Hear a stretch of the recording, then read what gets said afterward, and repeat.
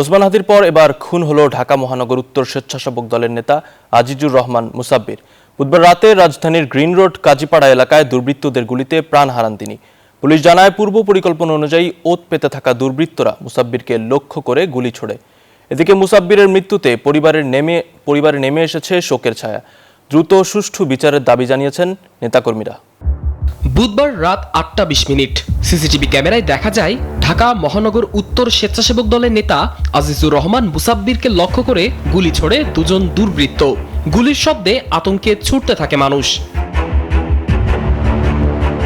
অন্য সিসিটিভি ক্যামেরার দৃশ্যে দেখা মেলে অস্ত্র হাতে পালাচ্ছেন দুজন, যাতে ধরা পড়ে শুটারদের চেহারা। ঘটনার পরপরই মুমূর্ষ অবস্থায় মুসাব্বিরকে পান্থপথের বিআরবি হাসপাতালে নেওয়া হয়। সেখানে চিকিৎসকদের নিবিড় পর্যবেক্ষণে থাকা অবস্থায় শেষ নিঃশ্বাস ত্যাগ করেন তিনি। এই ঘটনায় গুলিবিদ্ধ হয়েছেন আরও একজন। পদ্মা সেতু, মেট্রো রেল এবং এলিভেটেড এক্সপ্রেসওয়ে নির্মাণের গর্বিত অংশীদার বসুন্ধরা সিমেন্ট। ভাই চা খাইতে যায়, তখন আমরা সাথে ছিলাম, তো আমাদেরকে বলছে যে তোরা একটু থাক, আমরা একটু আসতেছি। এটার পরে 10 মিনিট পরে শুনি নাকি ভাই গুলিবিদ্ধ হয়েছে। কর্তৃপক্ষের কাছেও দাবি করব সুষ্ঠু বিচার হোক। এরকম ঘটনা আগেও ঘটছে, এখনও ঘটতেছে, সামনে ভবিষ্যতেও ঘটবে। এগুলোর যদি সুষ্ঠু তদন্ত আর বিচার না হয় তাহলে এগুলো ঘটতেই থাকবে।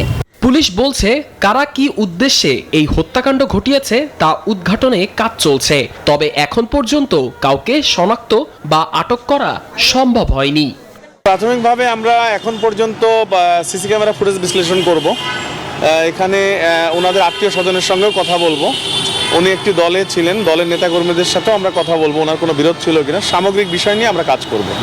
এই হত্যাকাণ্ডের নিন্দা জানিয়ে সরকারকে দ্রুত বিচার নিশ্চিতের দাবি জানিয়েছেন দলটির নেতা ও কর্মীরা।